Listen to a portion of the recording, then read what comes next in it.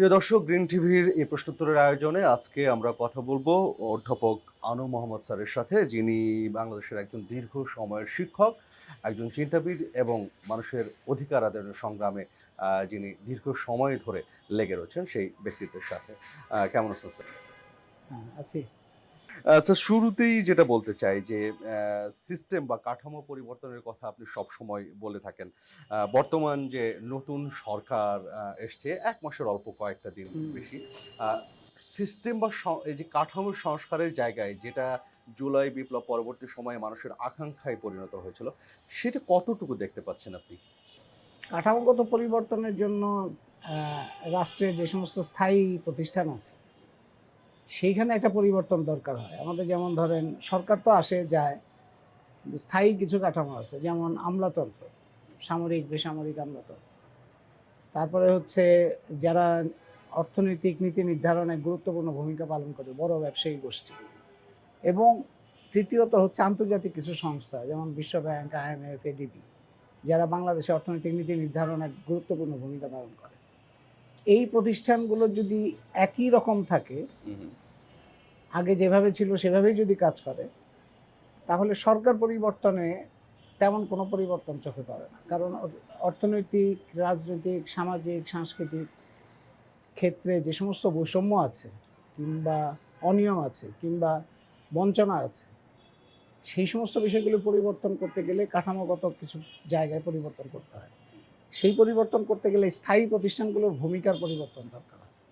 সেইটা আমরা এই জুলাই গণঅভ্যুত্থানের পরে অন্তর্বর্তী সরকারের সময়ও দেখি নাই, এবং বর্তমান যে সরকার আসছে সেই সরকারের বিভিন্ন, এখন পর্যন্ত আমরা এই সরকারের কার্যক্রম মূল্যায়নের সময় আসেনি।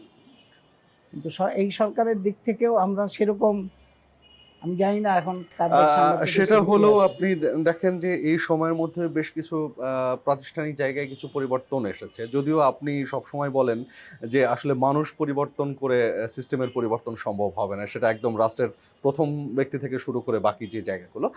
এই পরিবর্তনগুলোকে যদি মূল্যায়ন করতে বলা হয়, তাহলে কতটা প্রথম পরিবর্তন ১ মাসে দেখছেন? কিছু কিছু প্রতিশ্রুতি এবং উদ্যোগ, এটা সবার কাছেই মনে হয়েছে যে হ্যাঁ, সরকার কিছু কাজ করতে চাচ্ছে, যেমন ফ্যামিলি কার্ড কিংবা কৃষক কার্ড, সেগুলো করা, কিংবা প্রধানমন্ত্রীর কিছু আচরণগত যে দিক, সেটা, সেই সমস্ত ক্ষেত্রে কিছু কিছু আমরা পরিবর্তন দেখতে পাচ্ছি, যেটাতে মানুষজন আশা করছে যে হ্যাঁ, হয়তো পরিবর্তন হবে। আবার কিছু কিছু জায়গা, যেমন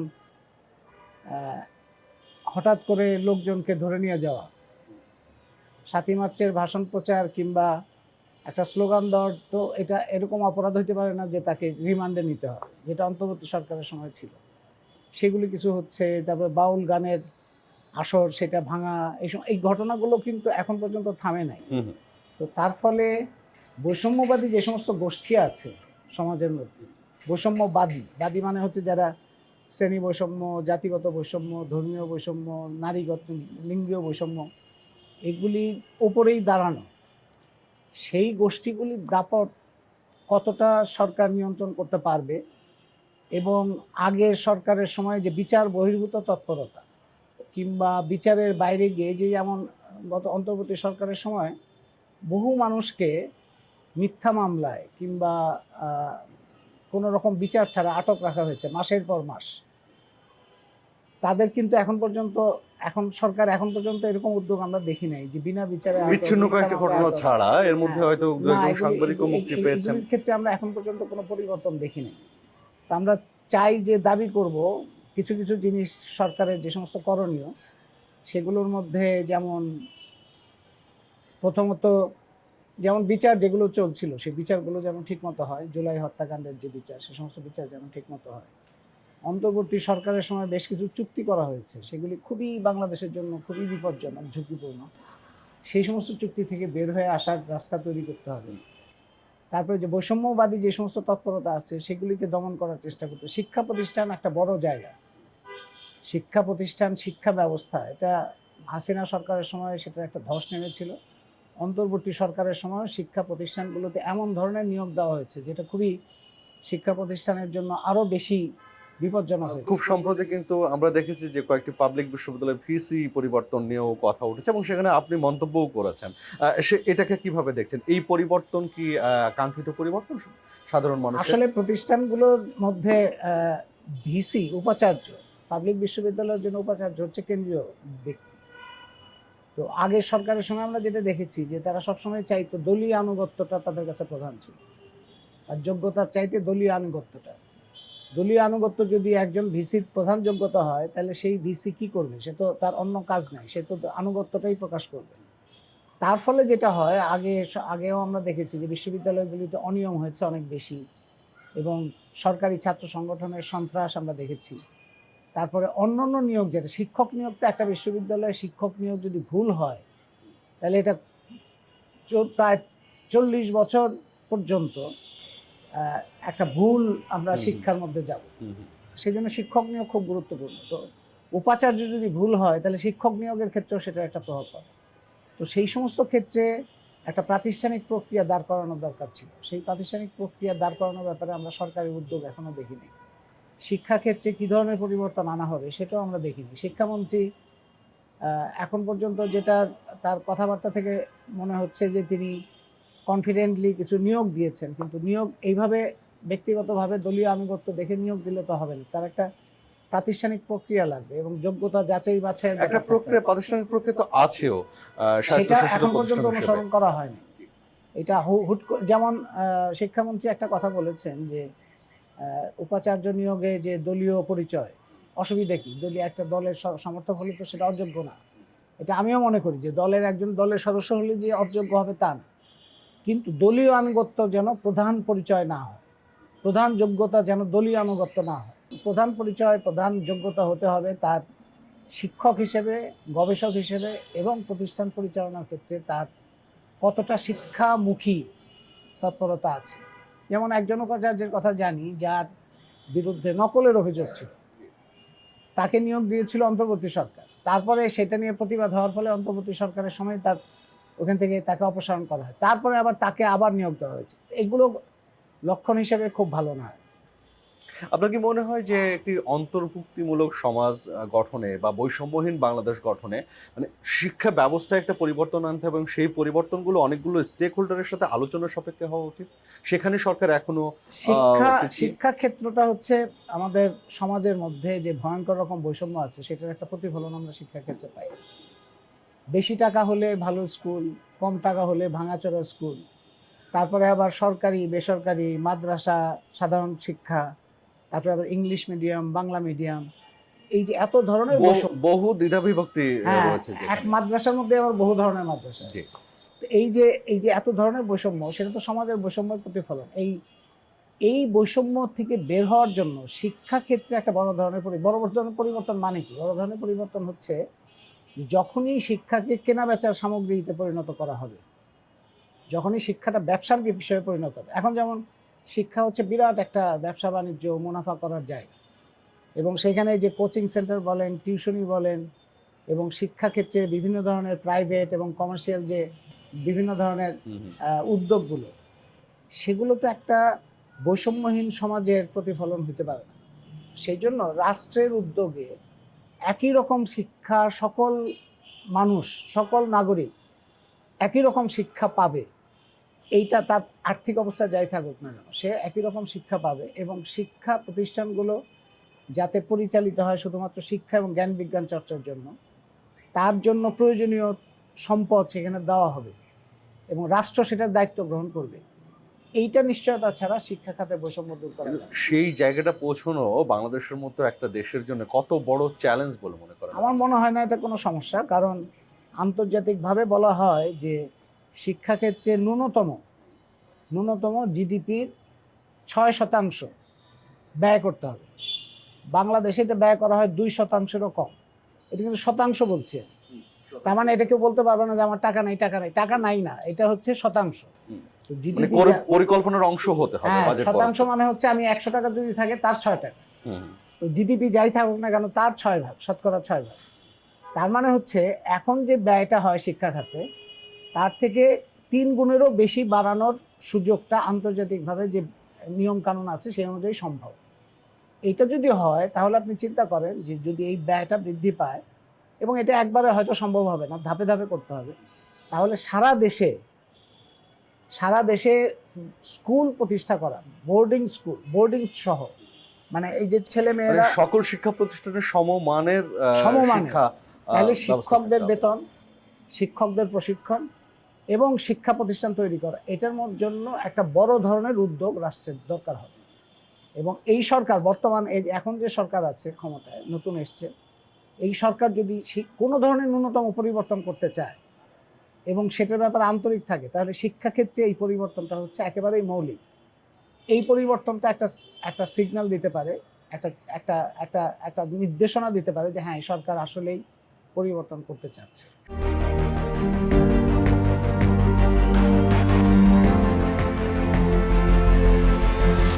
সেই পরিবর্তন যদি কাঙ্ক্ষিত পরিবর্তন হতেই হয়, তাহলে একটা কথা আমরা সরকারের মুখে সবসময় শুনে এসেছি যে উন্নয়ন।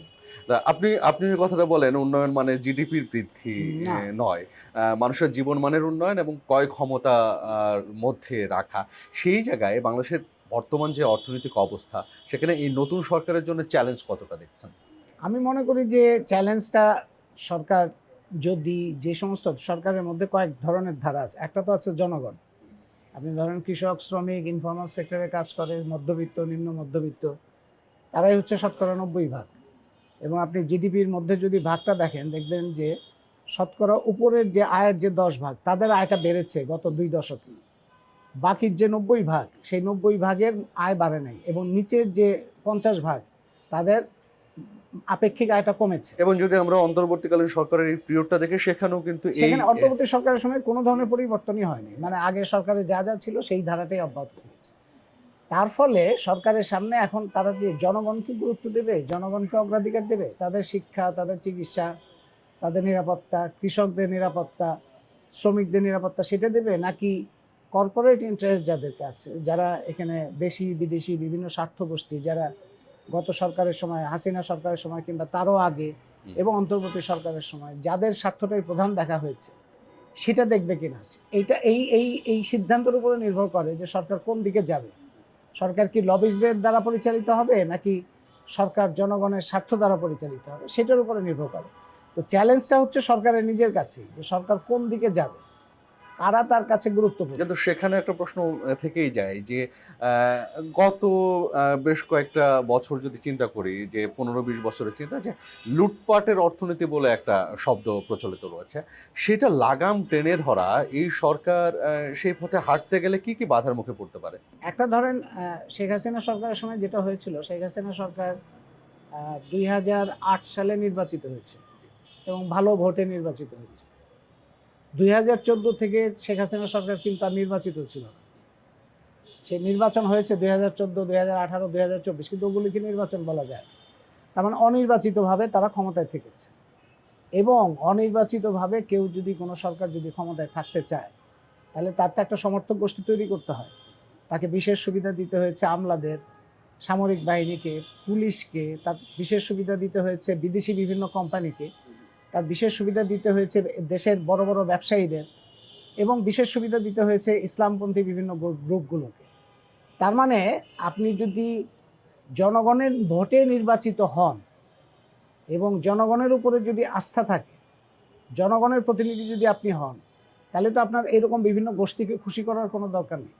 জনগণের উপরে আপনি ভরসা করতে পারেন, এবং আপনার দিক থেকে যদি স্বচ্ছতা থাকে, তাহলে আপনি দৃঢ় একটা অবস্থান নিয়ে যারা স্বার্থ গোষ্ঠী, তাদের যে ক্ষমতা, প্রভাব, সেগুলিকে পার করে, সেগুলিকে অতিক্রম করে কিংবা প্রত্যাখ্যান করে আপনি জনগণের স্বার্থ নিয়ে কাজ করতে পারেন। সেটার জন্য একটা বড় ধরনের ডিটেল প্ল্যান লাগবে, দৃষ্টিভঙ্গি লাগবে, এবং সবচেয়ে বড় কথা হচ্ছে নিজেদের দলীয় কিংবা সরকারের যে সমস্ত প্রতিষ্ঠান আছে, সেগুলির মধ্যেও একটা পরিবর্তন আনতে হবে।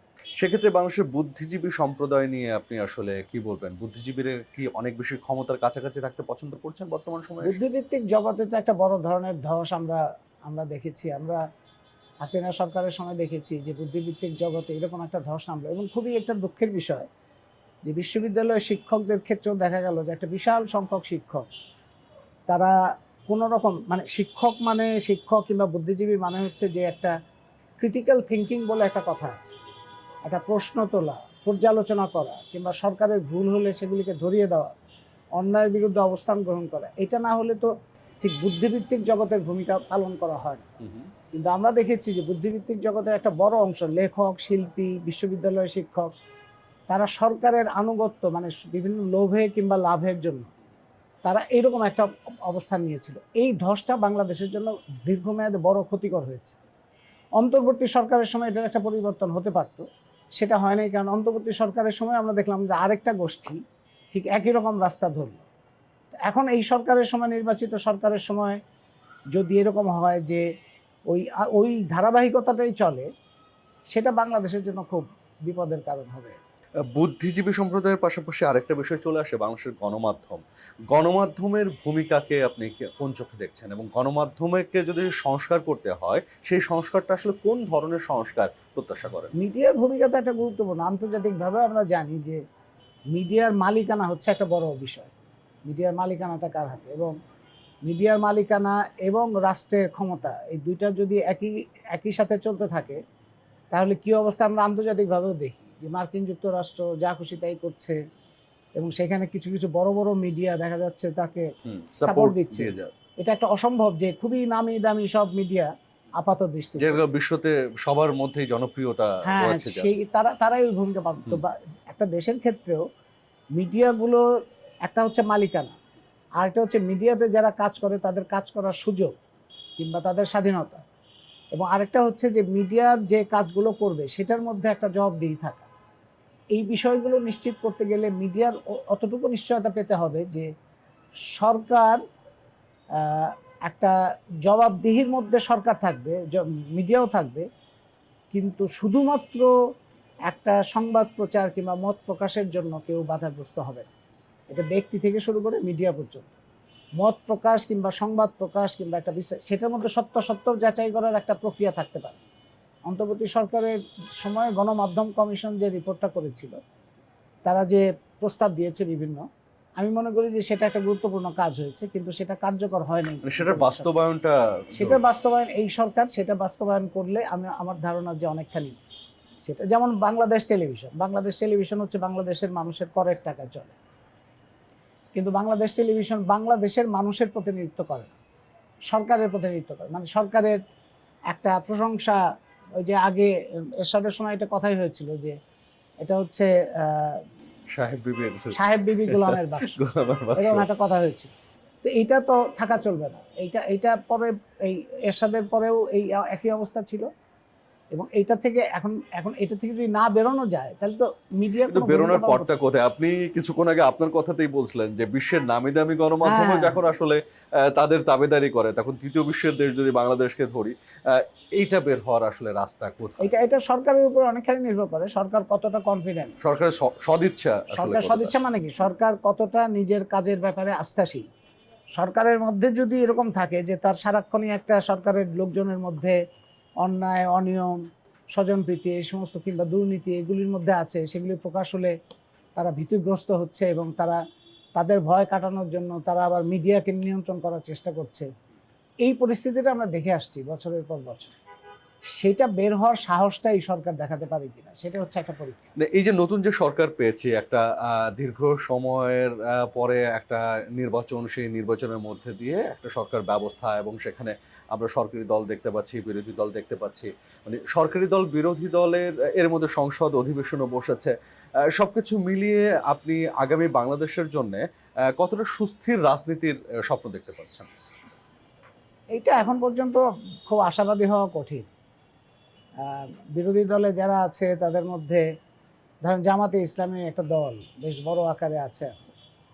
জামাতে ইসলামীর যে রেকর্ড, সেই রেকর্ডটা তো আমাদের জন্য খুব আশাব্যঞ্জক না, কারণ জামাতে ইসলামী বাংলাদেশের ইতিহাসে সবচাইতে বড় অপরাধ করেছে ৭১ সালে, সরাসরি যুদ্ধাপরাধের সাথে যুক্ত ছিল।